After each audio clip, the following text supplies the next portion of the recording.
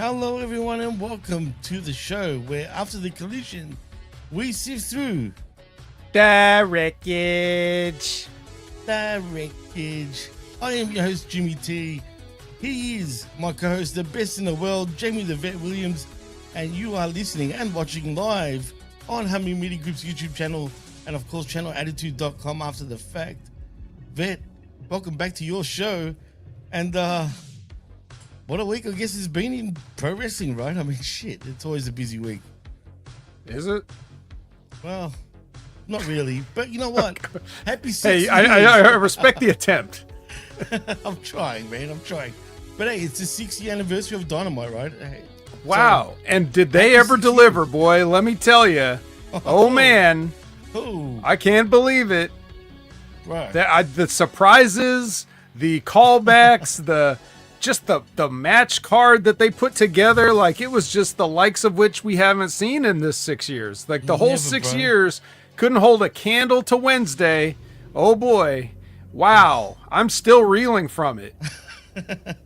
You're Like really, it was so amazing that right now I'm trying to, like, without my notes, I'm trying to think of it and I can't because it was so awesome. It knocked all the memories of it out of my head. Like it just, wow. that's how awesome it was that I was stunned into not remembering. I have amnesia, selective amnesia about Wednesday, just because my brain could not process how awesome everything was that they did. And we're not even talking about Collision yet. Like that was a whole other, like, my goodness. I don't really know how they're the number 2 company in this space right now with the kind of shows that they're putting on, the kind of talent that they have, the amazing booking. Sure, he hasn't won Booker of the Year lately, but I mean, think about the years before that. It's a shock that WWE is so successful because they should really be taking a back seat and taking notes to what everything AEW is doing right now. It's just incredible. Close sarcasm. Bro. Incredible. As a matter of fact, it was so incredible that, correct me if I'm wrong, and you talk about amnesia and stuff like that, but was there only one singles match on Dynamite? I wasn't kidding, Jimmy. I don't remember anything from Dynamite. I'm not going to remember till I pull this up. I won't know. I have no idea. I could be wrong, but I could have sworn that it was just tag team madness. That's what this should have been called. Even Collision, for crying out loud. This, again, we'll get to that when we do. But like Labrat says, it's a wrestling boom. As a matter of fact, Vet, it's booming down here. Yeah, it's boom goes the Dynamite, I guess. That's such a lame white dad thing to say. I regret even saying it jokingly, but well, yeah. But anyway, that's what we call a hook. Hopefully we've hooked you for the later portion of the show when we actually go over the 6th anniversary and talk about all the magic that took place. And, hopefully you'll stick with us to hear about that.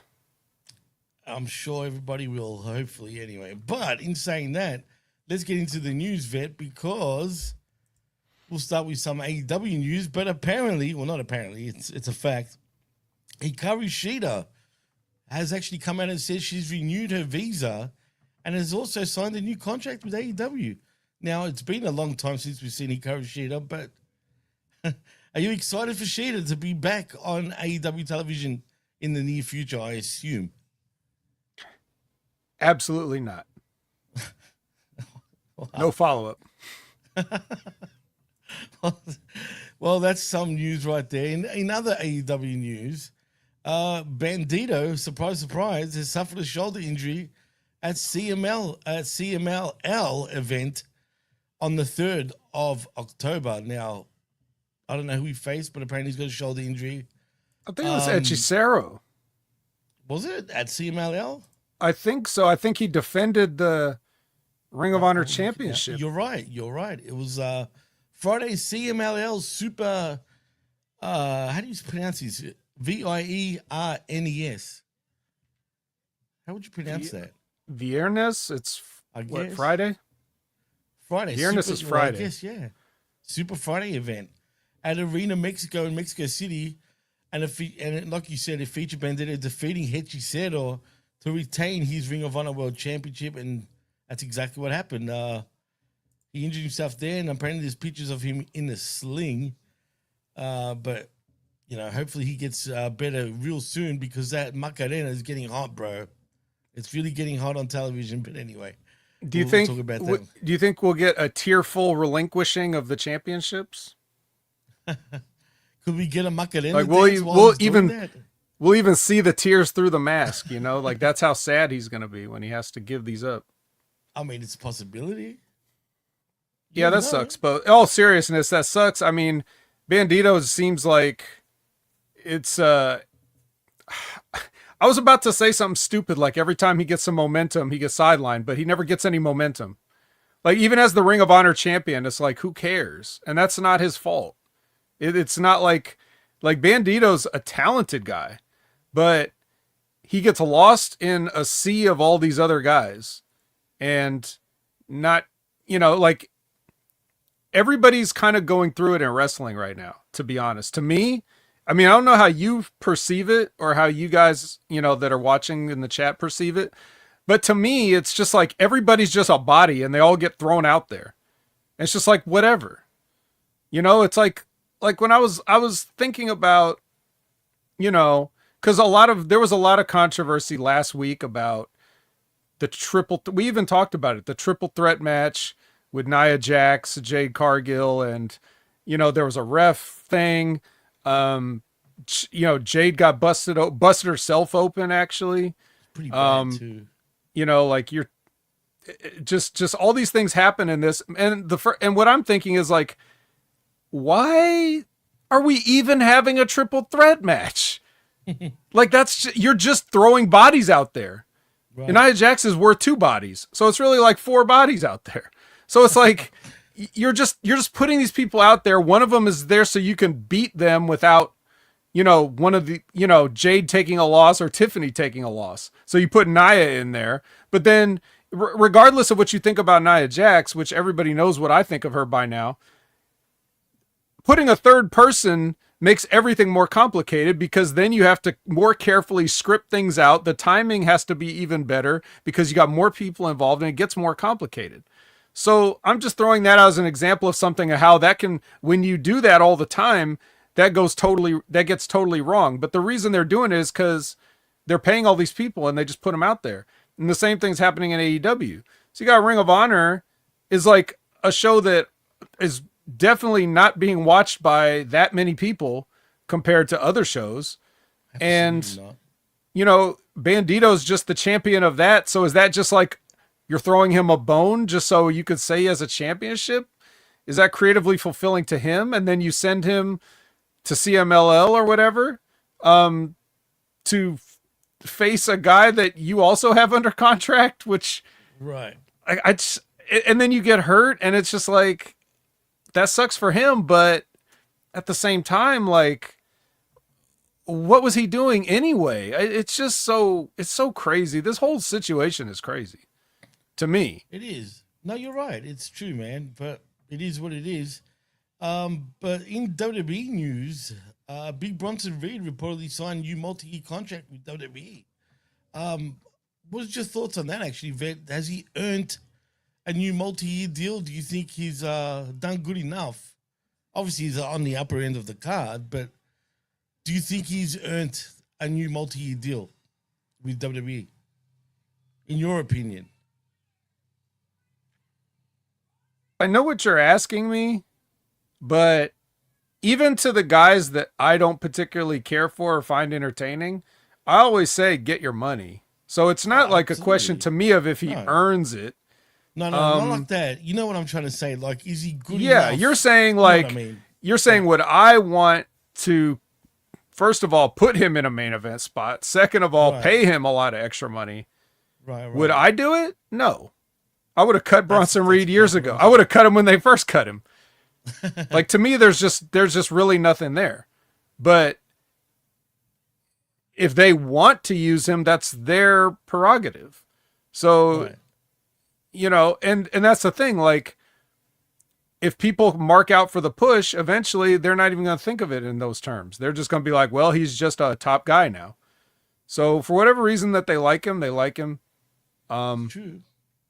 But you could definitely get by without him. Yeah, because look, not to be a hater like everyone says I am about. He is Australian. Here it comes. Right. That's why I'm saying that, right? But if you want to be honest, yeah, he's a big guy, right? I get it, right? But he's kind of bland, you know what I mean? At the same time, like, I don't know. There's something missing with him for me. Just that's something that I think is holding him back a little bit, you know what I mean? But maybe it's just me. I don't know, man. But obviously WWE sees something more than obviously that you and I do. And I get it. Don't get me wrong. But like, I don't know. I just think he could be better. But that's just me. But anyway, we're not gonna dwell over that. But back to AEW. Well, if you want to call it AEW news. But did you hear about Sting's son, Steve Borden, makes pro wrestling in-ring debut this past week? I mean, yes, I was tagged in a tweet by our own TN couponer here, Tennessee couponer, tagged me in a tweet. And my reaction to that was, why is he facing Darby Allin? Why wouldn't he be teaming with Darby Allin?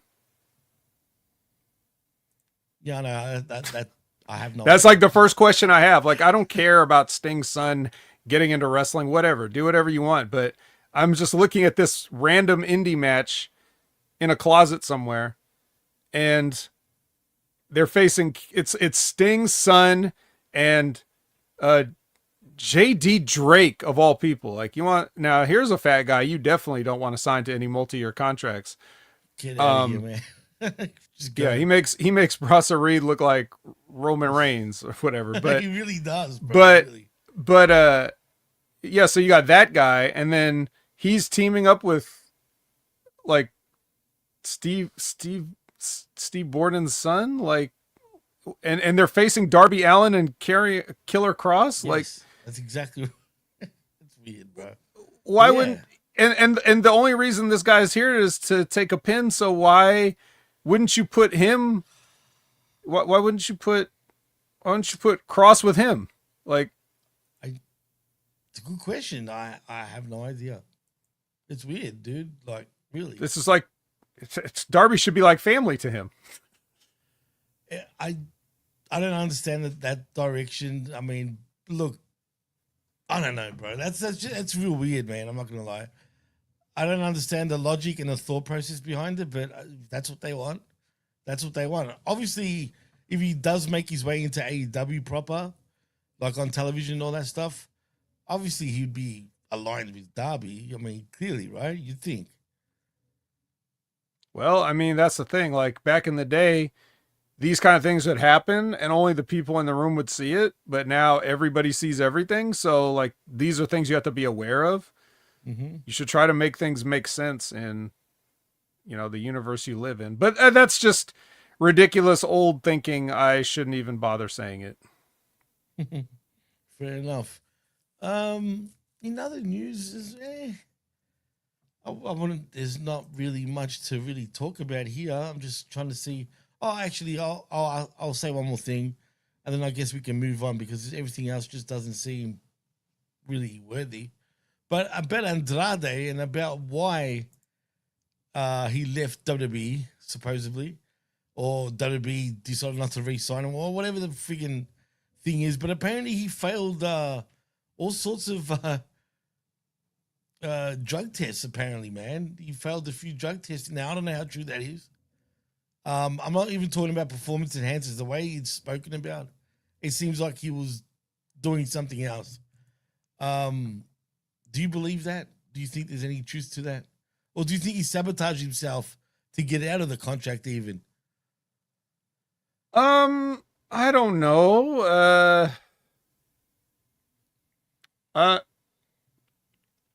It doesn't matter, does it? He's gone. No, not really. That's true. But I will say this.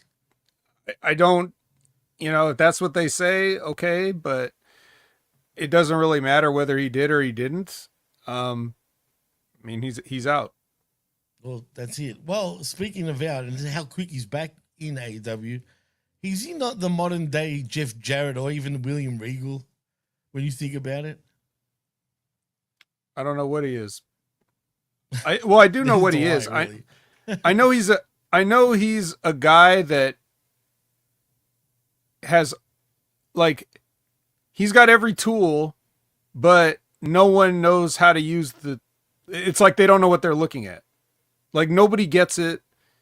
I don't understand what's so hard to get, but nobody really uses him to his full ability. Because that's the thing, like we're talking about Bronson Reed, right? Okay, Bronson Reed, great, you're Bronson Reed. But like I said, people mark out for the push. They start talking about how great Bronson Reed is. Why? Just because the WWE's telling you he's great. Not because of anything that the fans can actually see with their own eyes, because they don't know what they're looking at most of the time. So WWE's doing their job marketing Bronson Reed to the people. But if you did the same thing with Andrade, eventually the people would buy it. And at times they have in the past. Right. You know, so like anybody that you put in those spots, you would think, why couldn't it be Andrade and Braun Breaker just randomly?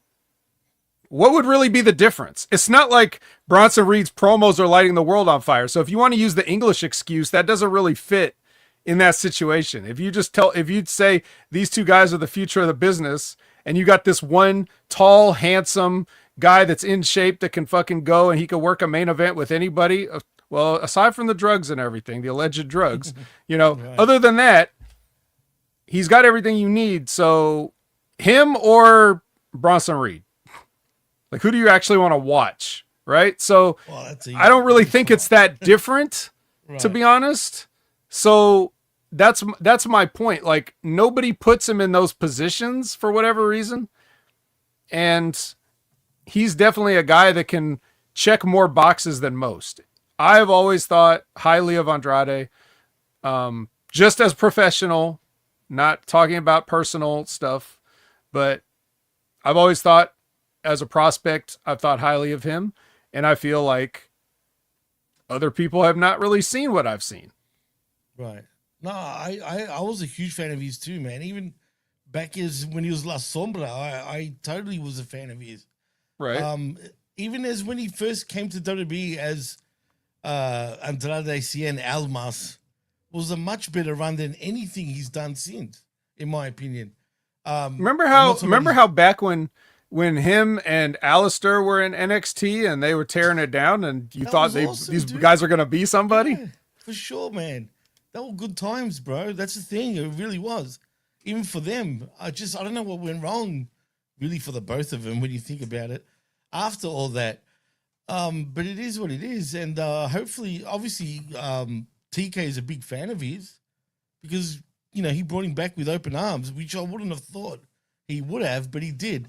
But you know what? We're about to put our sifting gloves on, and really, that's all the news. So we might as well get into it. But I want to ask you a question. Actually, it's probably best we wait till we get to that point. Guess we'll just wait. So let's put the gloves on. And whoa, those are fingerless gloves, though, Jimmy. You might get some of this on you. True. I should get the actual proper gloves because I might get pricked. But yeah, you're right. There was a bit of damage. You might accidentally grab one of Andrade's hypos. You don't want that. No, definitely not. Definitely not. Oh no. Okay. That's funny. Well, let's kick off this 6th anniversary Dynamite with a bang, shall we? And what better way than a Young Bucks skit? Because that's what everybody cares about. That's what everybody wants to see. They don't care about this wrestling. They don't care about none of that. They want to see bad scripted comedy, quote unquote scripted improv comedy, which we're showing how the Young Bucks lost all the money that they got earlier. They were broke and everybody was making fun of them. Then they got their money back and they bought their way into the production team. And now that they lost all their money again, they're forced to team with who is this? Josh Alexander? Yes, exactly. Was that who it was? That's who it was. Okay. So random as fuck, right? What better way to celebrate with the great Josh Alexander to Are the open Bucks- Dynamite. Are the Bucks technically part of the Callis family at this point, or nah? They're certainly affiliated, but maybe they're Yeah, well, not that's why I'm officially. asking. Maybe they haven't been adopted. Okay, because if they are part of the group, say, then I guess it makes sense why they would Kind be of with doesn't, because Alexander. you could also say, are they part of the Death Riders? See what I mean? They just float Yeah. between whatever heel faction needs That's them, true. right? So I guess you're right. For Yeah. sure. so next So there'll be let's an forget- MXM collection because Shit. You know what? That'd be entertaining, maybe. no, No, they would you think make they'll they would ruin make that too? MXM less entertaining. That's what But I'm anyways, saying. so so they're teaming with Josh Alexander against Bro Megadito. I think we can call this trio of the obvious people, right? So now Isn't Kenny that Omega's a amazing? way to celebrate the 6th anniversary of Dynamite, I guess. Absolutely. I mean, you know me. I mean, I always enjoy seeing Kenny, in the ring. Again, though, too much comedy for my liking, even in the middle of the match. But we'll get to that when we do. Oh, I have nothing to get to. Do you have anything to say about this Well, I match? was going to 'Cause say, the Macarena, man, I was giving shit about it the first time when I saw it. And then now we see Kenny freaking doing it with Bandito. Yeah, it's funny. I chuckled at it. But it's just so stupid, bro. Like, we're going to just start doing a freaking... Let's do a Macarena right now, Vet. Come on. I mean, come on, bro. Like, I won't. And that's my problem. So it's like, fuck this. Why do we need to see this shit? But we saw it. I chuckled, sure. But Well, basically, if you're telling me that I gotta watch a match that has the Young Bucks in it and Brody King, like you're basically daring me to not watch. You're like, I double dare you, motherfucker. You will not watch this match. And you know what? They were right. I wouldn't. I barely paid attention to it. But what I did see when I did watch was the finish of this match, which the baby faces ran an absolute train on Josh Alexander at the end. Like they fucked him up with every wrestling move that I've ever seen. They did an entire Fire Pro Wrestling move list on this guy and then beat him with the one-winged angel as if he needed that. And then, funny enough, for a series of moves that should have got him stretchered out of the building, he just gets up and uses the deadly heat back move. Like, nah, fuck that. So usually when the heel gets up and uses the heat back, that's when they've been pinned by like a small package or a schoolboy or something like that caught him by surprise. Caught a quick one. Then they get up and they beat the shit out of the guy, which still to that point, it's like, well, if you could have just done that any time, why didn't you start the match with that? But let's not talk about that deep of psychology. Let's just say you normally didn't take 20 finishers in a row before, you just get up and kick the shit out of the guys that just all ran the train on you. So that's what happened here. And then, oh my goodness, Jimmy, the nostalgia of hearing a Tarzan boy echo throughout this arena, this packed arena, and Jurassic Express coming out. And then the fight, and then, everybody's like, there's a schmaz and everything. And then afterwards, they run the Bucks off, but then Jack Perry's in there by himself with Kenny Omega, and they get in a shoving match for some reason. So it's like, wait a minute, are we supposed to like him or not? I don't get it. I'm confused.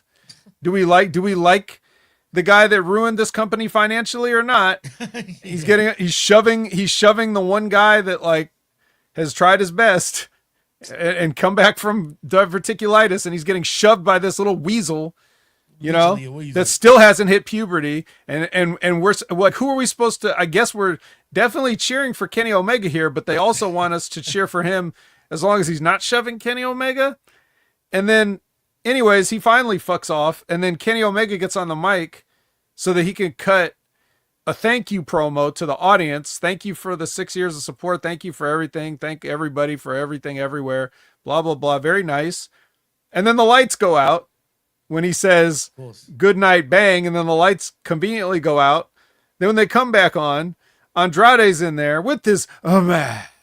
His mask is back. I like He it. takes off his mask to reveal that it is Andrade. Get this, Vet, before you continue on. You know what's weird about my feed? You know they cut all this out of my feed? Wow. I saw it after, like later on when they showed I kid you not, dude. For whatever reason, when Kenny done the 1, 2, 3, right? It went straight to commercial, which I felt at the time, well, that's weird. Why did they do that? And then they didn't even show none of that. What you just said, they did not show any of it. And I'm thinking, you know what, screw it. I don't know if it's WWE tactics, because I get it on ESPN, funny enough. Yeah, so who knows, right? But I'm thinking of going back to Fight TV. This is stupid, dude. Like, they cut that whole segment out, because when I saw Andrade later, I'm like, hang on a minute. That doesn't make sense, because I remember hearing about what happened. You know what I mean? Yeah. But anyway. Yeah, some re-debut, huh? He just shows up. I'm thinking, yeah, and then it's weird. But then, I totally, they, for whatever reason, scrubbed that part out, dude. I don't know why, what reason. But yeah. Yeah, it's weird. Well, there was some weird stuff going on with the feeds, with the bootleg feeds and stuff that, I don't know. I'll talk about it later with Collision, because I missed a chunk of the show, but I went back and caught it, but it was, I had to go on Max and watch the portion I missed. But anyways, yeah, so Andrade shakes hands with Callis. So he makes his big return, and then he's just guy number 12 in the Don Callis family now. See, how dumb is this? Why would you put him in the Callis family when there's already how many dudes? Like, really? Like, why does he need to be part of this family, dude? He's going to be lost in the shuffle. Because they don't know what else to do. Like, what did I just say about him a minute ago? Like, you know, nobody knows what to do with. They have no idea. They know they want, like, Tony knows he wants him, because that's his way to get a shot at WWE. Even if Tony doesn't want him, he wants him, just so he can have him. But that he was coming in, please. Well, look at what this saying. Texas says Andrade joins the Don Callis family to be a rung below Hechicero. Dumb. Well, to be fair, Hechicero's been there longer, so right. You know, we have a seniority system here in the Don Callis family, right? Yeah, we're definitely going to get an Hechicero painting before we get an Andrade painting. So 100. Don't worry about that. 100. Right. So next is Mark Briscoe cutting a promo on MJF, which, you know, anytime Mark Briscoe cuts a promo, it's 10 out of 10, no notes. I don't care. Whatever he says is 10. He was very chill with his promo. You know what I'm saying? Like, no. Well, yeah, because chilled. You know what I mean? Well, because, and I'll tell you why that makes sense. Because he won. Right. Well, yeah. What is there to be mad about now? He said he was going to shut him up and run him off, and he did. So, like, why still be mad? He, you know, very calm, and it shows that that's in a kayfabe sense, but in a shoot sense, you know, Mark Briscoe has levels and gears. He can do any kind of promo. That's one of the things that I used to say about the Briscoes a lot when I first started watching them as a tag team, is like, these guys can do anything. They're like Swiss Army knives. Like, you could have them be silly. You could have them be, not that Jay would never be like really silly, but he could definitely, Jay would definitely have humorous things that he would say. Even when he was mad, he could do it in a humorous way. Right. And they could be serious. They could be dead serious. They could, you know, they could work any type of match. They could do any kind of promo you wanted. So that's why I was like, man, these guys should be way bigger stars. And Mark Briscoe's still here, so he's proven that you could do anything. You could ask him to do anything that you want, and he'll be able to deliver. And they do ask him to do a lot, but a lot of it's the same stuff over and over again. So they're not really maximizing Mark Briscoe, but at least he's the most consistent working guy. You know, he's always on television, man. I mean, you can't be upset about that if you're Mark, right? I mean, you know, he's doing what he has to do. But like you said, Jay was always the more serious one. Mark would always be the comedic sort of brother. Like, remember, like when Jay would be cutting a promo, you'd have Mark Briscoe kind of in the background, sort of ad-libbing him. You know what I mean? Like, but in a funny way. Even if Jay was all serious, Mark would be like, "Yeah, you heard him." You know what I mean? Like, he'd say some shit like just to play off of what Jay would say. It still trips me out that Jay's not with us though anymore, dude. Like, I mean, that is crazy to even think about. Such man. a damn It's shame. weird. Absolutely shame. Well, speaking of a shame, Kyle Fletcher. He's going to have a match with Orange Cassidy. Oh, God. And Kyle Fletcher also comes out with Hologram. What's Hologram doing here with Kyle Fletcher? Is it a hologram, if you get my drift? I think I do. He's hollow. Yeah. Well, he ends up interfering, and then Orange Cassidy gets his brain squeezed out by the top turnbuckle when he gets dropped on it. That brain buster. Right. And then they get more heat on him. And then the conglomeration come out to save. And then the Callis family pose. And then Hologram rips off his mask and his little H cape. And it turns out it was El Clone all along. Oh my God, the debut of El Clone. El Clone? So this is the part where you first saw Andrade? When he's just standing out there with these guys? And you're like, when did he show up? And that's why I was like, hang on a minute, what the fuck? What did I miss? Because I was watching the whole I watched the whole thing. I just don't understand why they cut that. I don't know why they did that, dude. One of the most important parts, too. Strange. Well, speaking of important, the first time. The debut of Clone. He looks exactly the same. He looks a bit bigger, obviously, than the normal hologram. But who is it exactly? This guy is Ares, Okay, a wrestler named Ares. And okay, I admit that I'm not familiar with his stuff.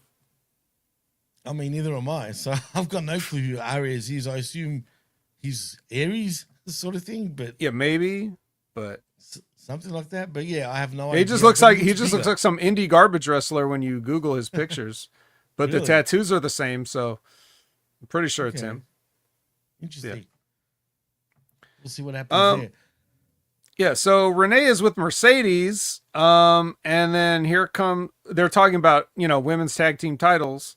And of course that means that a puppet goes into frame and starts yapping. So we know that Harley is going to make her appeal to team up with Mercedes once again. And Mercedes is like, every time I team up with you, you lose. And, but she's not going to give up.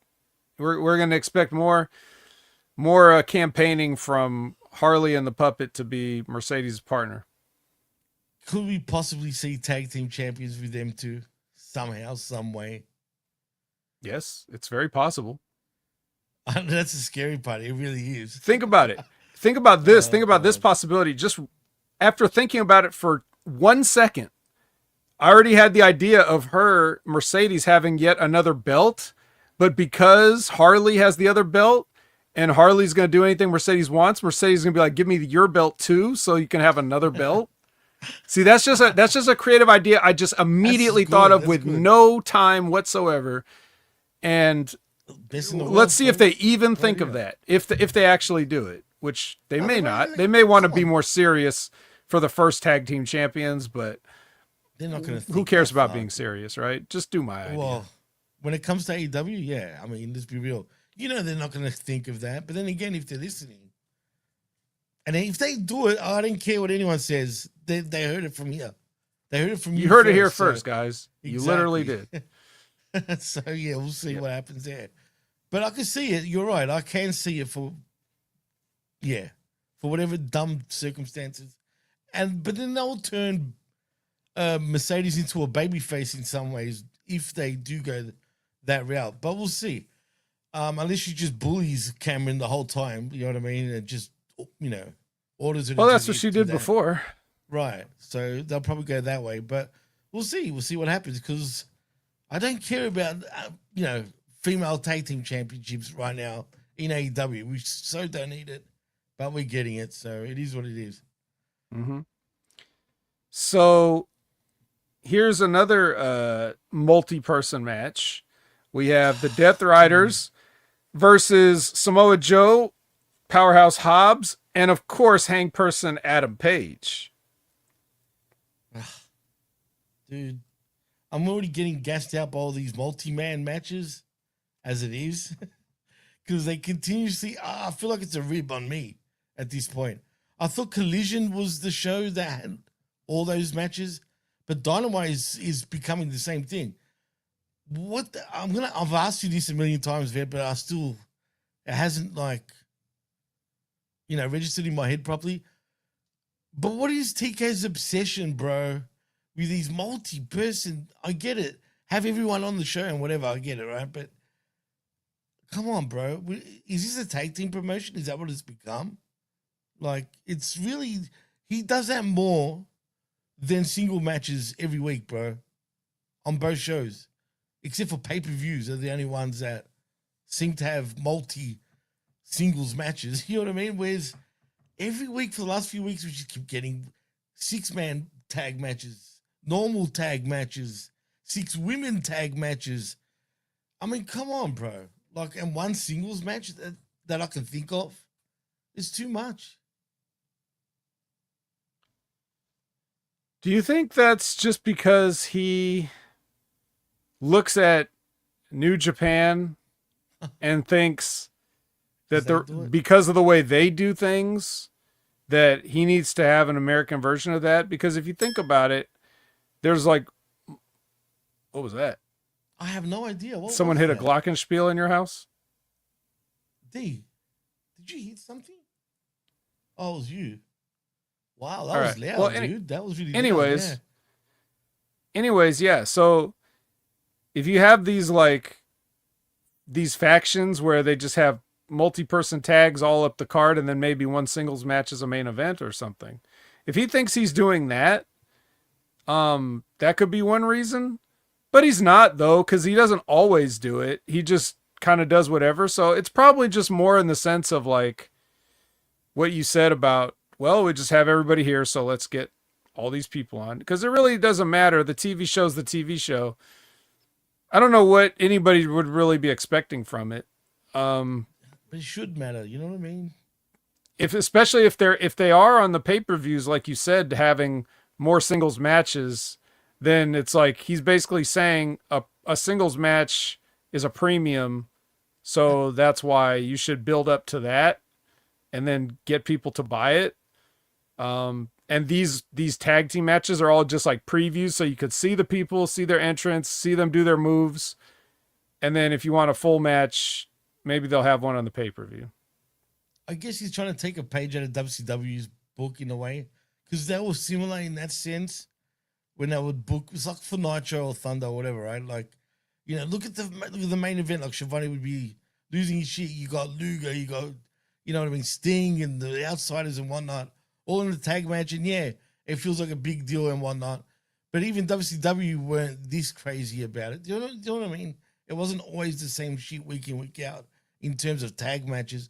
But whatever. But I don't know, man. If he came out and said that, though, with what you said, that the singles matches are premium matches, just say for pay-per-views, then I can understand it. But he doesn't come out and say that. So, well, nor should you really. It should just be a thing that's subconscious. Anyway, if anybody was still conscious for the end of this match, Buckshot to Claudio, because that's who you're going to want to beat out of all the Death Riders anyway. Dude, he's been eating a lot of pins lately too. Have you noticed that? Yeah, well, fuck him. And then Joe and Paige get into it afterwards, and Hobbs and security have to keep the peace here. Well, did you see what Hangman did, the piece of shit? Well, yeah, tell the people what Hangman did. Well, basically, now I'm sure everyone saw it, but he, at the end of the match, he threw everyone their belts. So obviously, you know how, what's it called? Powerhouse Hobbs and Joe, they're 2/3 of the 6-man tag belts or whatever, the trios champions, whatever you want to call it. And the way he threw it at Hobbs was cool, but when he gave it to Joe, he just sort of tossed it at him and it hit the floor instead of Joe catching it. So he got upset. He's like, what the hell? You disrespecting me like that? First, he took the pin, if you remember, he got the win, which he was already pissed off about. But the bout just set him over the line where he's like, You're gonna disrespect me like that? You know what I mean? You're just gonna toss it to me? And you know what? I was like, yeah, fuck him, man. Why is he like? He's such, and this is why I can't get behind Hangman. Whatever they're trying to do with him, is it really a babyface type of character, dude? He comes across as like an obnoxious, I'm better than everybody else in this friggin' like whole building. Like, he's not a babyface to me, bro. I don't get the babyface traits. Why? Because he always claws his way back. He's not even a good friend, dude. He always turns on his friends. No, really though, if you look at his character, right? That's the way they're booking him. He's usually always a traitor. He doesn't give a fuck about anyone else. All he cares about is himself, yet everyone gets behind him. Like, how does that work? Yeah, exactly. Like Zane says, empty-headed dumb fuck. You know what I mean? Like, really? Like, well, I just don't understand Punk was trying to tell us, and right, exactly. But I mean, we already saw it before you even got there. No, exactly. Look, I just whatever. I mean, like you said, and everybody's seen it every week. If they want to cheer for him, fine, whatever. Doesn't matter. They're not even, because people aren't cheering the characters anymore. They cheer who they perceive the other people to be. You know? Right. So if somebody says something out of pocket on social media or whatever, then they might get booed at the arena, even if they're supposed to be a babyface. Who knows? Doesn't really matter though. But this is Texas hit the nail on the head. All this done was to set up for a main event at Wrestle Dream for freaking Joe to lose against Hangman anyway. And see how lazy that shit is though? That's it. There's your storyline. Bang. Well, even Zane Vicious also says, who's Punk's friend? Well, exactly right. It's so true, is that what we're doing? So, and that's the other thing. You think it was an indignity to have Hangman flip a belt at you? Just wait till you have to sell for him and lose to him. I'm sure you'll really love that. Jesus Christ, man! It's facts, bro. And yeah, thank you, George. Jimmy talking about the backwards world we live in today. Well, yeah, we are. It's all backwards, bro. So we get a dueling promo package of Jet Speed and Willow, and FTR and Stokely. So it's one of those kind of cut together kind of things. I like when they do this, but they don't do it consistently enough. So I don't know. Yeah. I guess I just like to see more. But also I don't really need to see more of any of these people except for Stokely. So that's it. Yeah. All right. They've been doing this every week too, kind of. I mean, not the same way. Like you said, it's not consistent. But especially with FTR, they've been doing similar shit over and over again. But anyway. So speaking of Hang Person, Renee is with him, and he's going to actually make the challenge to Joe. So the champion making the challenge. Surprise, surprise. Yeah. Then we get Timeless Tony Storm versus Ty Mello. I just wrote down, duh, because you know who's winning. And yeah, but how long did it take, Vet? It took about as long as it should take. And then she gets on the mic and throws out a challenge to Statlander in the only way that Tony knows how. We'll get to that too on Collision, dude, which is weird. So we get another one of those promo package things with Eddie Kingston, and he's got a match with Dralistico coming up, but that, Dralistico doesn't say anything. So Sammy Guevara is actually talking in this package. So there you go. Renee gets Joe's answer. Of course, he'll take the title shot. And he's pretty mad. But Joe knows how to do a promo basically. Joe's like the best. He's not like the best promo now, but like if you were to drop Joe into the 80s, that would be like a majorly good promo. You know what I mean? Like he'd be so different than everybody because he does the yelling wrestler thing, but with just enough quiet, so that he would stand out a little bit more. Exactly how he does it. It's perfectly put, actually. Yeah. Today's Samoa Joe, though, it's just like a tiny bit forced at times, but he's still like a 8.5 out of 10 most of the time. Oh, absolutely. But you know what? You bring up an interesting point. Do you feel like he's starting to phone it in a little bit lately? He's sort of letting himself go a little bit as well, if you know what I'm saying. I don't know. I think Joe's one of those guys that's smart enough to work up to whatever he's given. So like sure. if you're giving him trios championships and random matches, then you're gonna get random Joe, like not gonna need to work too hard. I'm sure in the title match he'll show up like we'd expect him to. Oh, 100%. 100%. And like that professor said, Joe in NWA 87 promo would be fire. Right. Yeah, I mean, obviously somebody like Black Bart's not going to hold a candle. Unrealistic Cliff Burton wants to know, so what's the heat Sting has with anyone? So no story, he's in a tag match for no reason? You're talking about his son, I assume? Yeah, what? Yeah, Sting. Yeah, I don't know. You're gonna have to elaborate a little bit. He must have started the show like just recently when we were still talking about that. It must be, yeah. For sure. Yeah, you got to actually watch the show live. Unrealistic Cliff Burton. You're way behind. We're done talking about that, and we've moved on to the review portion. African American part. Yeah. Don't have a cow, man. All right. Yeah. Don't have a cow, man. All right. So next match. This is probably where I was like, am I really sitting here watching this right now on the 6th anniversary show that's supposed to be like, so it's GOA versus the Swirl. Now, me just saying that, I'm sure everybody at home can already think of at least 2 things wrong with this. But let me just tell you, this match going to a break and not being over is crazy. As the kids say, going to a break in this match is crazy. What in the world makes you think that the Swirl could survive a match with GOA? Furthermore, why is the Swirl in a match with GOA?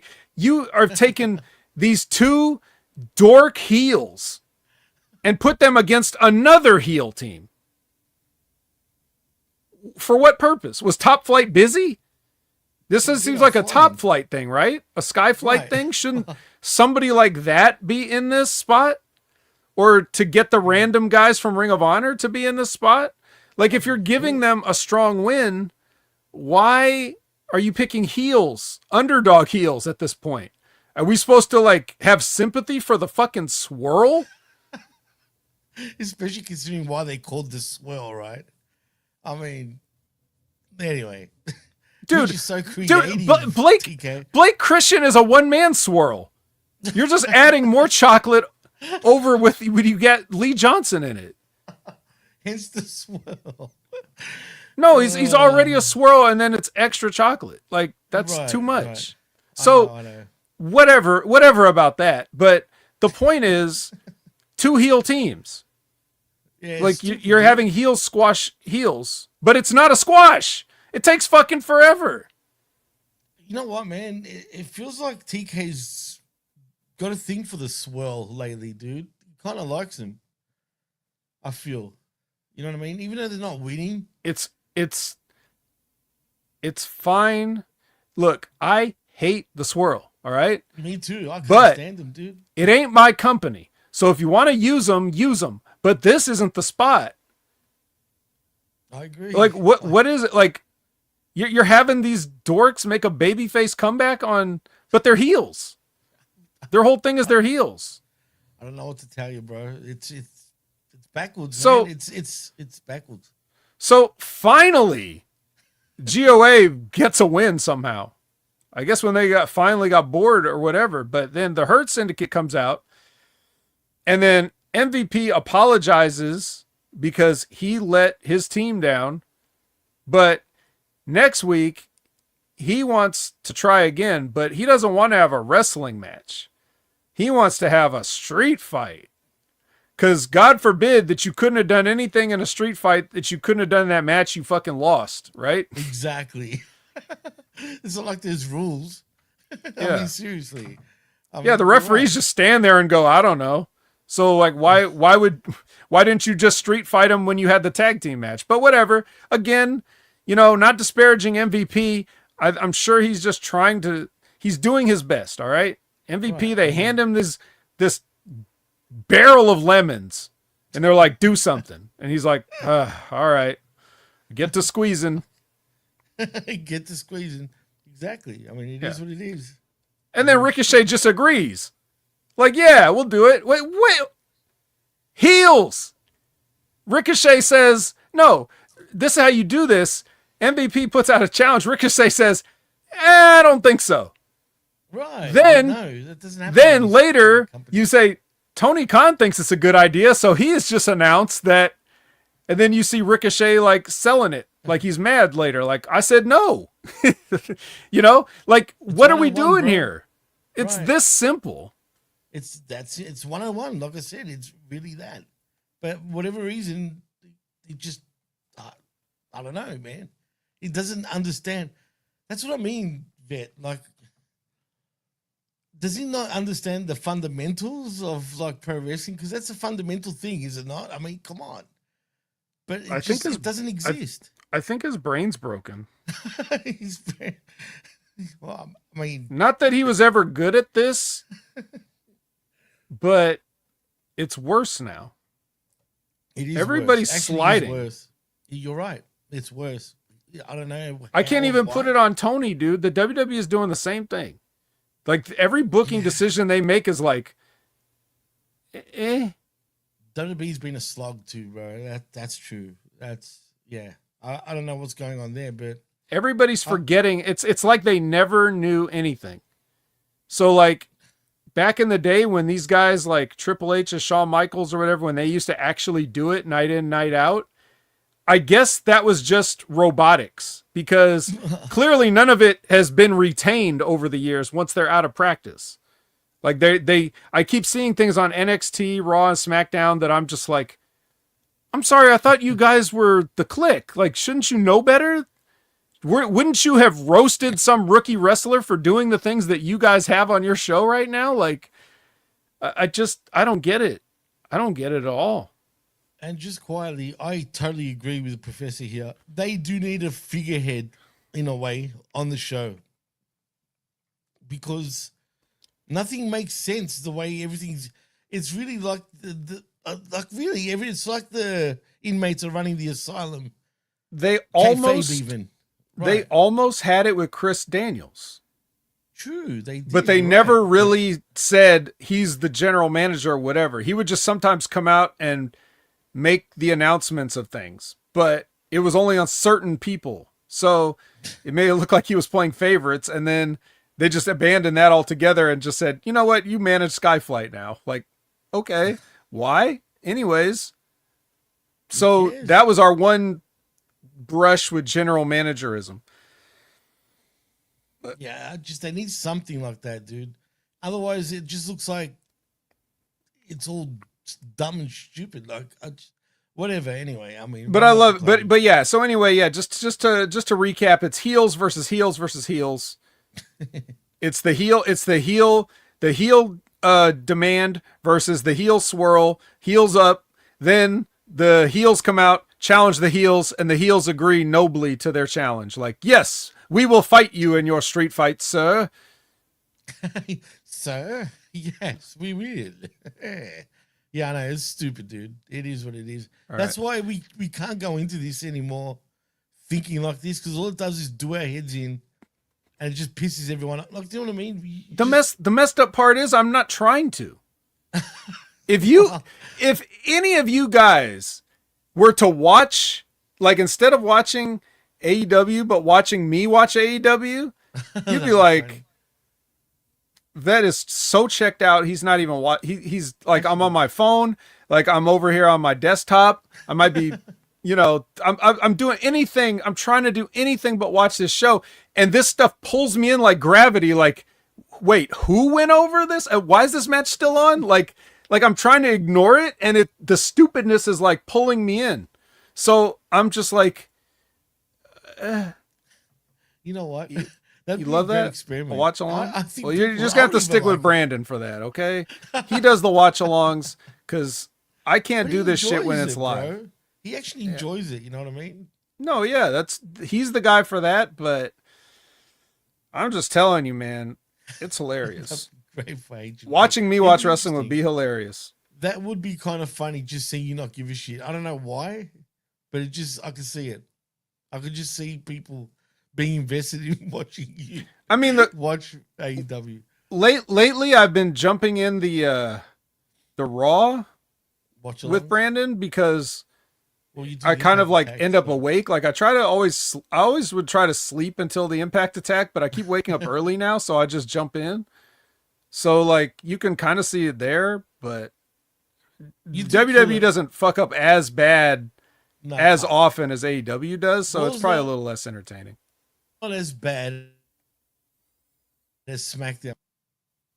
It's true. Did I just fade away there for a second? Yeah, your internet is a bit wonky, isn't it? Yeah, I can see it. I think you're back to normal now, though. Yeah. So Renee gets an answer from Statlander and Harley. Alicia is with Don Callis, and we're gonna get Brodito versus Okadeshita, I guess, if you want to combine names for the two Japanese guys that he has there that don't kind of like each other. It'll be one of those classic "can they coexist" things. And then we get to our main event finally. The best way to celebrate 6 years of Dynamite is a mixed tag team match with Darby and Chris Statlander versus Wheeler Yuta and Marina Shafir. What a match. What a match. Is this really a main event, bro? Like it was the main event. With overrun and everything. And thumbtacks. Oh, of course. I mean, shit. So I kind of like, despite everything, I kind of like the finish idea, because what they did was, Marina, like, I mean, it kind of sucked how they didn't perform it necessarily great, but the idea was there. So right. Yuta goes to throw powder on. That was weird, dude. Did they miss? The cameraman sort of missed. No, he just. It was so obvious he could have stopped himself, because I forget who it was. I don't remember if it was Darby or Statlander. It might have been Darby, like Marina and Darby. But anyways, the point is he accidentally, the person ducks and he throws at Marina's face. So she's blind. So she grabs. So Darby kind of, I'm sorry. I don't remember. This was days ago now. So one of them shoves, Yuta into Marina, and Marina probably thinks it's Darby, so she puts the chokehold on him. So she's choking Yuta out and takes him down. She's blind. She doesn't know. Then Statlander climbs up while they're on the ground, hits a 450 on both of them, which, by the way, all knees to Yuta. Poor guy. Like, she Billy Kidman'd him. She Billy Kidman'd the shit out of him. Then, after that, Darby does the coffin drop. Carby does the dolphin drop right off the top onto them two, and it's a 1-2-3, and the babies win over the Death Riders. But then Tony Storm comes out, and her and Chris Statlander start throwing the worst punches. Then security comes out, and then Darby is in the ring whipping Yuta with a belt, because why not? Yeah, why not? Yeah, and then Pac comes in and blindsides him, and they kick the shit out of him, and then Moxley gets in the ring and does his little, Fireman Fred, and I'm going to hose you. That old thing. He says, I don't know how, but I'm going to make you say, I quit. And then, I quit match, I assume, for Wrestle Dream. Will we be dreaming watching this pay-per-view? I wonder. Maybe. There's a big possibility. But Charles the Hammer Alford says, I'd rather see Statlander in a dress and heels because she's a beautiful young woman. I mean, sure. Well, aliens need love too. Right. I mean, she's looking very alien again. Have you noticed that? What's up with that? What's going on? So we're going back to Andromeda, I guess? Like in the near future? Is that... Where's all the sign language too? Don't be surprised if we're slowly transitioning back into that somehow, but whatever. It'd be good if they'd done some sort of alien abduction storyline. Wouldn't that be funny for AEW? Come on, bro. That would be a laugh. But anyway, I hope we don't see that. Yeah, they abducted her when she was trying to turn into a broke Rhea Ripley. Remember that? She was mummy. Which Wow. connection there? Main character of Alien movies, Sigourney Weaver, is Ellen Ripley, right? Yeah. See and she's an alien, so connection. And she was calling herself Mummy as well, which is absolutely horrendous at the time. Anyway, whatever they're trying to do. See, and Cooper, I'm saying, Jimmy, are you saying she's out of this world? That's exactly what I'm saying, actually, Josh. But anyway, she's out of let's something. Get away from this. Collision. Yeah, you've heard of this show. I believe I have. We're definitely doing the opening promos again, so that's a plus. Why does that happen randomly? I hate that, dude. Well, 2 weeks in a row. Let's 2 weeks in a row. They're on pace to do it forever now. We can just assume it'll be every week, right? We'll see. Yeah, I'm not going to tell you who all it was, but here's the weird part, though. So Orange Cassidy was going to do one, but then and they had the music in the background, but then Pac walks in and then the music stops and then they just have a conversation. I was like, hey, wait a minute. What is this? You're ruining it, Pac. But anyway, he challenges Orange on Tuesday. Yeah. Remember, it's Dynamite is on Tuesday this week. Right. And it's a homecoming show, right? I believe. Yeah. We're going because NXT just had a homecoming show. Oh, what do you know? And we're going back to Daly's place, I believe. That's what's right. happening. So we're taking on Homecoming AEW edition is taking on NXT Invasion. Oops, excuse me. I mean Showdown. Right. So head to head once again. Let's see who can come out on top. I think NXT will come out on top for some reason. Well, now we're gonna find out who comes out on top in this match, our opening contest, which is the Death Riders again. Versus Jay Lethal and that hot young tag team of Adam Priest and Dynamite Kid. Not quite. No, we need freaking Dynamite Kid. Have you noticed the kid's losing his hair already? Yes. What's up? I noticed that from the first time he showed up. I actually just noticed that for the first time, but dude, and also he's going bald, and he didn't even get the benefits of using steroids. That's what I'm saying. How is he losing it already, dude? Jeez. And his pal, what's his name again? The other guy? Adam Priest.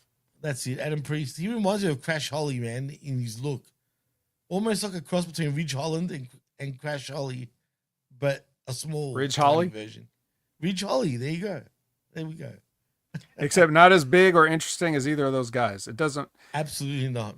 Yeah, but guess who's watching this match in the back with breathless anticipation, Jimmy? Who was it? Because I think I missed this part, actually. If I give you this as a hint, and we already talked about him earlier. The Zero? What is that, man? If I was to do this, I'm not stirring it, but I'm... Swirl, the swirl. Yeah, right. Yeah, I saw that. I did see that. Did you? Yeah, they didn't say nothing. They just sat there. No, they just sat there watching. Right. So, okay. So, let me get this straight. You got this job guy from Ring of Honor. You've got the Sparkler Kid. And you got, well, it's not even a firecracker. It's certainly not Dynamite. Definitely not. The best thing I can use to describe this guy in firework terms is a sparkler. So, you got the Sparkler Kid, a job guy from Ring of Honor, and decorated multi-company wrestler Jay Lethal. Now, who do you think they're going to beat in this? But that's the sad part, dude. That's the sad. I mean, what are they doing to Jay Lethal, bro? He's just become like, I forgot he was even there at times. Like, wasn't Jeff Jarrett going for a world title, if I remember correctly? Wasn't this his going away thing and he's going to win? Do you remember that, dude? That was months ago. But did he not say that, though? I think this is long-term storytelling. I think. Okay. All right. Wow. We're in the part of the story where he forgot about it and does the kickoff shows for months. Someone needs to bring that up to Double J, man, because Yeah. Hey, remember? Came back to my mind. Right. No shit. I would have. No, he got his ass kicked one time and he quit. So it is what it is. Yeah, it is what it is. So Daniel Garcia finally answers Fatty Magic because Magic won't let up. He won't stop asking him why he did what he did. And he finally snaps on him and tells him, basically what he said was, he was surrounded by losers. You're a loser. I'm with winners now. I mean, they didn't win on the main event of Dynamite, but other than that, they are winners. I mean, shit. And you know what? He was being respectful to him still, dude. They could have kicked the shit out of him. You know, he wanted answers. He got his answer. You're a loser, bro. That's it. I mean, is his partner going to come back or is he just permanently whipped to Ruby Soho? Is that what's going on there? Or? Oh, I'm sure he'll eventually come back and they'll try to make some kind of a real angle out of this. And then we're going to get a match with Cool Hand Parker versus Daniel Garcia. And it'll probably be the main event of Collision. Oh, shit. Well, I'm not looking forward to that, whatever it is, man. But like the professor says, the Swirl versus Death Riders is money. Sure is. Money. Professor, you're losing your credentials. That's his new favorite tag team he was telling me the other day. I'm joking, Prof. Okay. All right. So Renee is with the matriarchy, and Nick Wayne is quite sure that he's about to be cleared for competition. And then the doctor's like, no, your foot still sucks. You're going to need another 6 to 8 weeks. And then he's mad. Is this long-term storytelling? Again, a heel that's excited to come back from injury. I mean, instead of trying to milk it and stay injured as long as he can, like, you know, every other classic heel. I don't know what to take. That's why someone needs to ask these tough questions, bro. I would love to actually sit there and actually say it straight up. Tony, what are you thinking? What do you realize that you got multiple heels going up again? Like, does he realize it? That's what I want to know. Like, I don't think he thinks that far. Like, I don't think he thinks that. He just looks at wrestlers. How could he not? The guy thinks about every other detail. Like, he remembers everything from everywhere. How does he not think of that? He has to. He must just ignore it for whatever reason. But I don't know. Weird thing. So, all right. Anna Jay versus Jamie Hayter.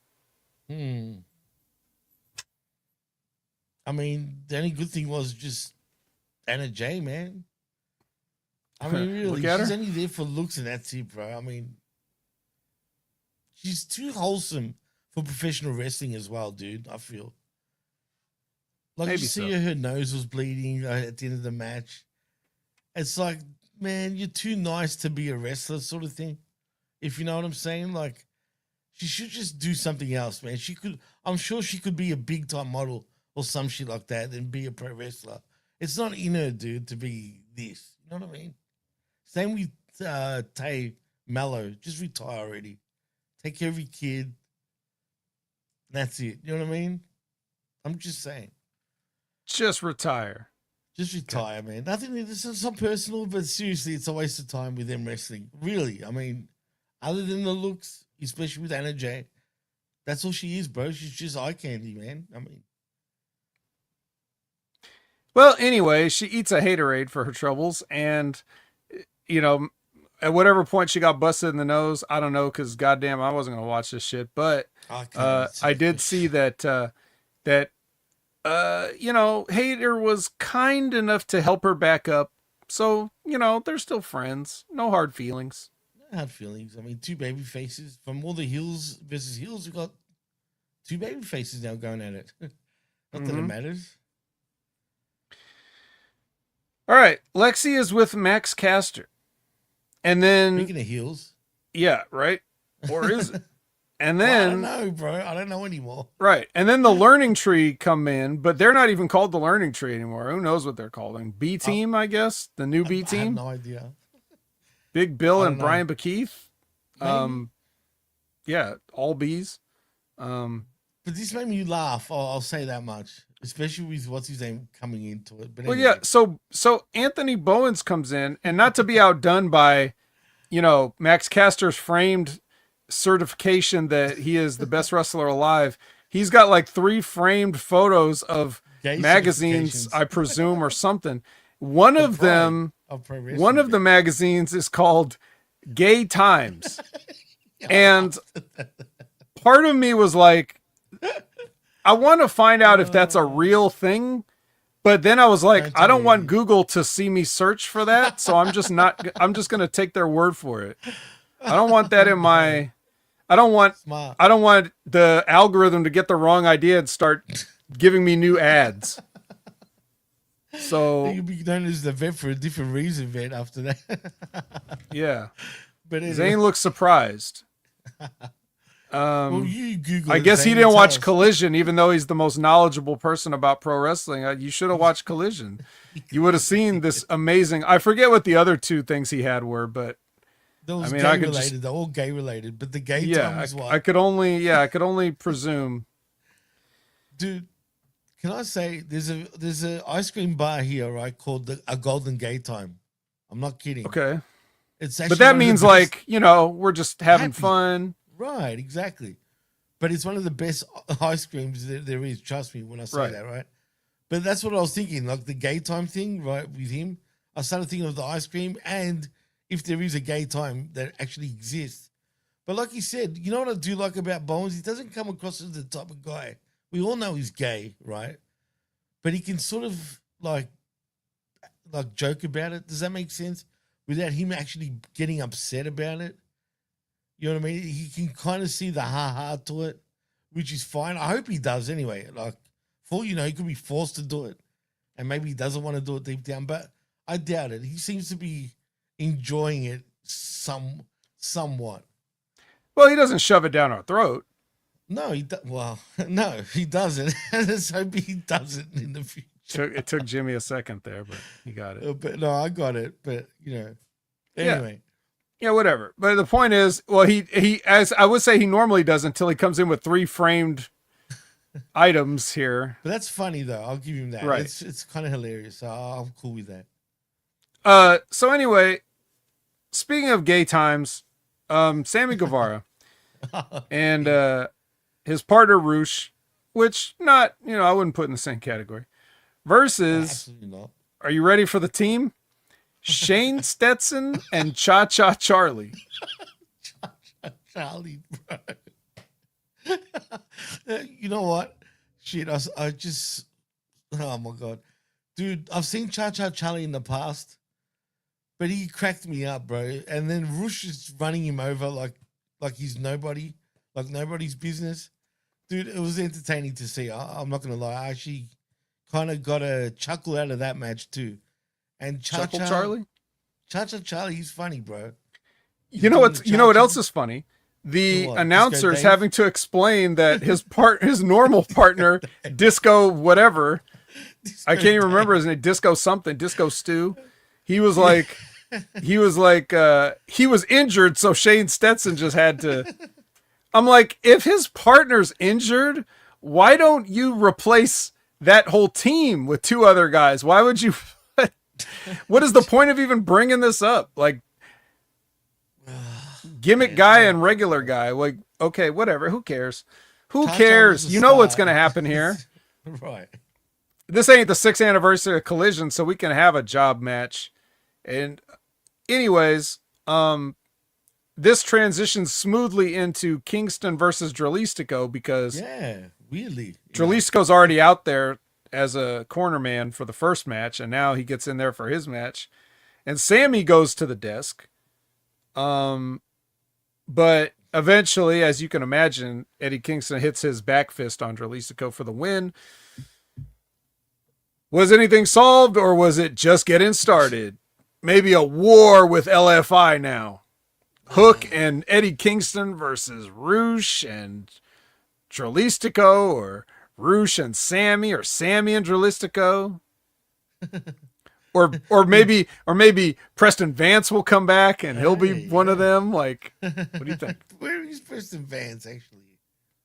I thought he died in Mexico trying to escape the cartel prison, but well, yeah, there was that. Didn't they get stabbed and they were in bloody mess, and that was the end of it, right? yeah, I thought so. Well, maybe he's dead. Okay, now this is the part where this is where my feed ended, because you know how, like, when you go to the bootleg feed, right? Right. They usually cut it up and do part 1, part 2, right? Yep. So part 1 ended in the middle of Eddie Kingston versus Drolistico match. So I didn't get to finish. So I go start part 2. Part 2 starts with the Triangle of Madness beating up Queen Aminata and Jamie Hayter in the back, which skips a huge chunk of the show. That's weird. So I was like, wait, who won the match? So I go to HBO Max, I go to the part, I see Eddie Kingston hit the back fist, and then after that, MXM comes out, which I'm like, I haven't seen them in forever. And they put out like some open challenge thing. It's that, well, and Johnny TV and Taya are out there. Yeah. So who answers this but more heels? Because we didn't get enough heel versus heel action. So here comes the Don Callis family. It's Kyle Fletcher. It's Josh Alexander. It's Konosuke Takeshita. And it's also El Clone as a corner man. That's right. It's true. Heels versus heels. Yes. And the Don Callis family beats, as Jim Cornette would say, beats the absolute teetotal shit out of MXM Collection and Johnny. And Taya just watches on in horror. And at one point, Johnny just leaves them and like, fuck it. They're done. We're out of here. And yeah. Dude, did you notice, speaking of corny, did you notice a sign actually in the Collision crowd that says corny is a Vince Russo guy? Yes, I did. That's funny. Whoever that was, shout outs to them. Yep. Well, yeah, shout outs to them for not getting their sign confiscated. Yeah, surprisingly. I mean, I guess it went under the radar, man, for whatever reason. It did look like they probably walked in with a blank poster and then wrote it on the spot, because it was not a very like artistic sign. A yellow piece of paper, like a A4 piece of paper too, no less. Yeah. Malaka Jones wants to know where's Moose. You could see him get buried on Tuesday. But until then, we have Lexi with the Castle Runners. The Outrunners are very excited. They think maybe trios titles could possibly be happening, but Dalton Castle seems like he's feeling the pressure. Like, we gave him everything at once, he said, and now there's nothing left, and he can't take all this pressure. And then they lift him up and carry him out, and he says, actually, on second thought, I feel all right. So whatever there, funny character stuff. But do you like these three together by any chance, Vet? Yeah, at one point Dalton Castle was really good. I used to be a big fan of his. I don't think he is anymore, but it's not too late to turn it around, I guess. One thing right off the bat, you got to do something with that beard, because you look homeless. You can't grow a beard, so like, don't try to grow a beard. Maybe just go clean shaven. Like, I don't understand, or just mustache. But the way he has like the patchy sideburns and stuff, it just makes him look like really homeless. So that doesn't fit the gimmick. The gimmick is glamorous. Right, and flamboyant and shit. Like, yeah. Where are they going with this, you think, Vet? Like, what are they trying to get at here? Like, trios titles? Is it all about him doubting himself too? I'm talking about Dalton Castle, obviously. I don't know. I can't say for sure, because this is more character development than we get with anybody else. So, yeah, leave it to Dalton Castle and Outrunners to have character. And it's probably all up to them, too. Well, I hope it is, actually. All right. So the Death Triangle, the Triangle of Madness. Oh, you want to do the voice? Might as well do the voice. Triangle of Madness. Right. It's wait. Oops. I'm gonna just find it quickly, but it's Queen Aminata. It's Jamie Hayter. They're doing an interview, minding their own business, and then here comes the Triangle of Madness. yeah. Yeah. Cool. Yeah, they beat him up. And The Tekla Dark talks Triangle. again. I mean,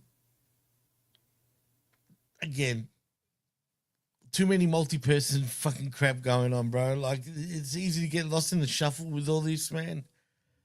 I'm just, and happy birthday to Dark, wait, what's her name again? For crying out Sky. loud. Dark So that's it. Dark Sky. Who turned, I don't know how old, but it was her birthday a few days ago. So happy birthday to her. She is 26. Is she? She's Seven. probably even younger for, but Yeah, I don't know. I I mean, forget you're how old probably she is. right. She used to Actually, be I'll pretty look it up. young, but time goes by so fast. I wake up one day Yeah. and people are 5 years older, so I can't even It's tell anymore. weird, bro. It's Somebody's going weird. to correct us anyway, so we'll just wait for that. But in the Yeah. meantime, the professor's favorite part, Oh, it's yeah. Kevin Knight challenged anybody from FTR to a match, and it's going to be Axon. Oh, God. A lot of She's acts 26. and references. So I was right? Or did I Yeah, say 25 you're right. first? Oh, no, is she 25? 26. Josh said. Well, Josh wouldn't be wrong. Nah, I'm sure he got it right. 26. Wow, she has actually gotten older. Wasn't she 19 when she debuted or some shit like that? Everybody's gotten older, Jimmy. You just got 3 seconds older since you said that. It's true, man. Very true. So anyway, yeah, Axon. Of course FTR is going to try their shenanigans. Willow and Mike Bailey are not going to let him do it though. They're going to stop him, and Kevin Knight's going to get the win. So there you go. Whatever. What is it going to do for either one of them? Probably nothing. Yeah. And then Willow is like, you know what? I'm going to just get some of Stokely for old time's sake. So she goes to pick him up for the Dr. Bomb, and he's trying to fight it. And he's probably fighting a little longer because it's supposed to be Megalope coming out to make the save randomly, but maybe they took their time a little bit. So when they finally get out there and kick everybody's ass, Statlander and Tony come face to face for some reason. And then Why? What the fuck was this, bro? Yeah, I don't know. What were they doing? They were just laying on the freaking floor talking weird. Like what was it? Yeah, so that happens, and then the Triangle of Madness break up this terrible fight between. It's like, I don't know what it was, but on Dynamite and here on Collision, they're throwing like the worst, some of the worst punches at each other. Like, don't even bother, guys. Don't even bother. Can't throw it. Don't Just throw pull it. your hair. Just pull hair. Yeah. Be a 'Cause- girl. Yeah, make it look like you're really fighting. Don't try to punch. It's true. Oh, this is where Tekla gets back on the mic. Ugh. And then Harley Cameron's music plays for a second. She runs in. And then, even though they were already fighting, Statlander and Tony Storm go back to just staring at each other. So first you throw punches, then you get broken up, and then you're back with nobody stopping you, and then you forgive each other for the punches, and you're back to just staring. And they were saying how they like each other too. Funny enough. Yeah. I mean, pretty weird. This is weird, bro. But anyway, continue on. All right. Well, we're in the main event now. And Finally. what a main event it is. I'm sure this is a main event anywhere in the world. It's obviously the best that the Don Callis family has to offer that didn't get offered earlier. So that means it's Lance Archer, it's Hechicero, and Rocky Romero Ugh. versus the Orange Paragon. Orange Paragon. And before Tennessee Couponer could even type main event time, I'm done reviewing the main event. Rocky Romero taps out to an armbar by Kyle. I should say O'Reilly, because there is a Fletcher Kyle. He's going to come out there and just like stand there. And what a way to go off the air. 6 years of this. I mean, well, not with Collision anyway, but you know, with Dynamite. Yeah, no, this was very uneventful for a main event. I've got nothing to say about it. What can I say? Yeah, I've got nothing. I'm glad Rocky lost. He was there to lose, and he did. But it wasn't good either. The match actually wasn't good. There was nothing to like say positively about this match. Like I don't care about how does Rocky Romero even get into main events these days in AEW? I mean, it's Collision. Yeah. He just goes and he says, "Hey guys, come on, it's Collision." And they're like, "Yeah, you're right. Go ahead and be in the match." Soon we'll get Chico, our luchador, also main eventing, if you know what I'm talking about. He's alter ego. Well, they asked Okada, but he said no. He'd be like, "Fuck you." I'll let my best friend do it. Okada's been chilling. You know what? There's a lot of people that think Okada hasn't been used right in AEW since, you know, he joined. You can make that argument, but at the same time, he doesn't lose. You know what I mean? So, I mean, what do you want him? You know, this is not a story-driven company. It's just not. I mean, it's easy to say that now at this point, right? I mean, seriously. Well, all it is about matches now with this company, really. Yeah, but I can't say that because they keep trying to have their versions of stories, and it's just because it's not good. If that's what you want to call it, I mean, if it's stories, cool. I mean, whatever. But maybe they think the matches drive the story. There's only so much story you can have for wrestling, you know. I guess that we haven't seen, certainly. But that's the problem, Vet. They don't really do any story. The wrestling is the story to them, and even that during the match, they hardly know how to tell a story, let alone psychology in a friggin' match. So that's where I'm confused. You know what I mean? But whatever, it is what it is. You just gotta like it for what it is. I just wish they went back to that 2019, 2020 sort of days where shit just made more sense, because after really since the COVID period, it's just been a full-blown dip and still dipping. So it is what it is. But the sickos love it, and that's all that matters. Yeah, even they probably can't love it as much as they wish they did, because... Well, they're in denial then because they fight for that damn company, bro. Well, even if you love it, are you really seeing anything you haven't seen? So you eventually are going to have to get tired of it. So I think they're looking at the thing of like, they're probably thinking like, well, it's at least I don't hate it. Well, I guess, but the way they talk about it, dude, it's like, oh, what a banger Dynamite was, and blah, blah. Like I trip out at it, man, because it's like, I don't know what you're watching, but I want to watch the same thing you're watching, then, man, so I can at least say that, right? But yeah, weird, but it is what it is. So, Vet, I mean, is there any other closing comments you want to say about this damn freaking Collision or Dynamite for that matter? No, I would just say that, well, other than what I said at the beginning, which essentially that if we're talking about this is an anniversary show, I understand that 6th anniversaries don't really mean anything. It's not like a 5 or a 10 or, you know, what is a 6th anniversary, 6, bro? Yeah, it's not. But any kind of big show that you want to put a bow on it, I think you got to do a little bit better than what they did here. So unless he had other plans that had to get scrapped for some reason at the last second, there's really no excuse for things to have turned out this bad. He did deliver Andrade, so, you know, for whatever that's worth, it was a surprise. But it was. Yeah, and he thought he was debuting Clone, but all he did was stand there. He never did anything. He didn't have a match on Collision or anything. He was just out there. You mean to tell me you got the Don Callis family and you put Rocky Romero in the match and you couldn't put El Clone in the match to make a debut? No, because it's AEW. Come on. Yeah. Yeah, So idiots, bro.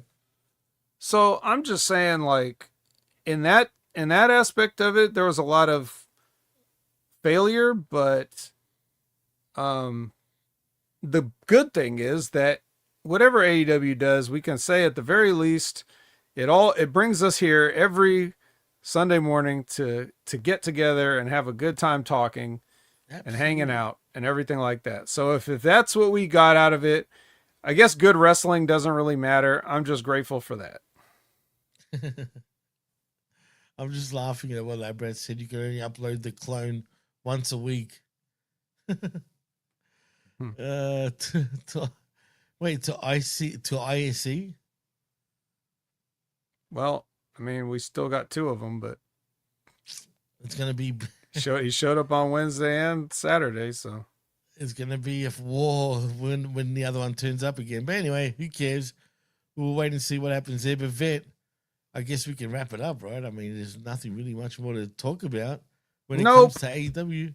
So in saying that, Vet, what are you doing? Are you jumping on the Twitch? Tell them what you're doing and where to find you, obviously. Well, you can find me at twitch.tv and every other social media platform at Opinion Haver everywhere.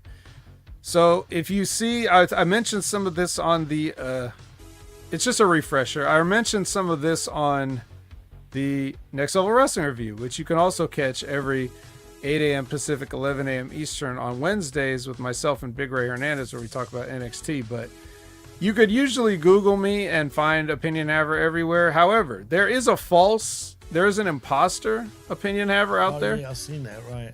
It only has like a couple of the accounts that I have, that I don't have, like Blue Sky and maybe one other one that I wanted that I couldn't get because this guy took it.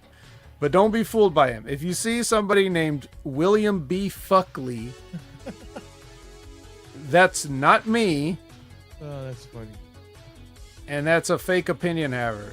He's so fake and shitty that, because he always seems to be involved in some political stuff, because I'll accidentally get tagged in it, because what he did for Twitter is he put a pin on Haver, because I already had it, so he left out one of the I's, but then when people are trying to at him, they spell it correctly, and then I end up getting tagged. Is that annoying? Like, couldn't you have just come up with a different name for your Twitter, asshole? Like, why did you have to look like an idiot, like you don't know how to spell for what purpose? Anyways, don't follow that guy. If you're looking for me, I'm pretty easy to tell. You can also catch me every Monday at whatever time Raw goes off the air, apparently, for the Impact Attack with Brandon, where we talk about NXT. I mean, not NXT, TNA. Well, we do talk about NXT on there because, as you know, these two companies are getting ready to do battle on Tuesday with Showdown. So we're definitely going to be talking a lot of NXT and TNA on this episode, even though, you know, damn it, it's a TNA episode. So, you know, brace yourselves. Check out Wrestling with Rip Rogers every Friday at their concrete time of noon Eastern, 9 a.m. Pacific. Check out Stevie Richards' show every Friday, except some Fridays. I believe James was too sick to do a show. So, He was? believe so. But other than that, they are clockwork. And check out Limpin' Ain't Easy with Timmy Baltimore and his guests. I know Angelina Love and whatever dude she's dating is was the guest this week. So check that out. And that's it for me. What about you, Jimmy? Well, as far as I go, Tuesday morning, that is 10 a.m. Eastern. It is I Like a Raw, usually with myself and Big Ray Hernandez, but Big Ray will not be in this week, so I don't know who I'm going to have as my co-host this week. Already another vacation? No, something to do with work, man. He texted me a couple of days ago. Something to do with that. So I think he has to show something you do, a job or whatever, but it's all good. So it'll probably be me and I assume maybe MSG usually jumps in. So I don't know yet. But also look out for the Smack Attack actually a bit later on today. I don't know what time because well, me and RBV need to speak about it. All I know is it's sometime today, so look out for that. I can't tell you the time. But all I'm going to say is it will be on sometime in the afternoon, so watch out for it. And of course, the Wreckage every week, right here Sunday mornings, 11 a.m. Eastern, where we talk all things AEW. So in saying that, I think that's about it for me. So yeah, let's take it home. I am Jimmy T. He is, yeah, it is a mystery co-host, by the way. The best in the world, Jamie the Vet Williams. And you've been listening and watching the Wreckage. Live right here on Humming Media Group's YouTube channel and of course channelattitude.com after the fact. Till next time, have a good one, take care and peace.